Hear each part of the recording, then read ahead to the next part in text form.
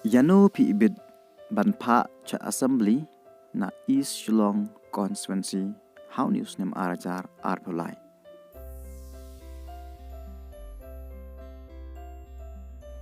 Hadin baka kongres kala do no ya ikong amperin lingdo na kadaw ba ilarung no syaka NPP ka kongres ka klemdo jingkermen Henry kala yo ban bujuli pat da uway pat urang ba kata uba Manuel Badwar.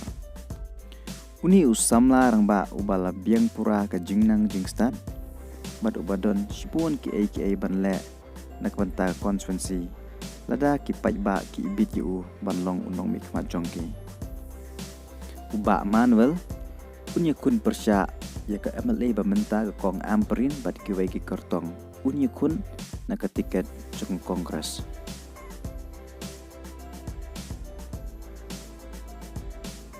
Kisamla kilong kalaway jongkari bad kejai penrew.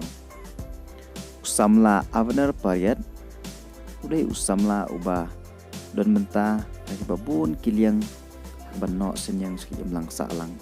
Ni usamla don kejing temu dan ai kejing cekri ka bakambha yaki pajba akalian kasencar khadar ka bukoj bad ka pasuba. Uni usamla udon kejing terang ban kentiu ya ka konstituensi bad ya ka jelah ya barok kawai.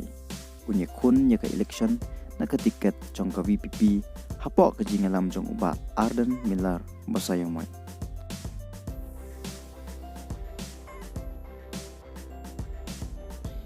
Ikong wan penhun ka sentiu idai sa iway pat ikartong iban sa aireng hakane ka election na East Shillong constituency.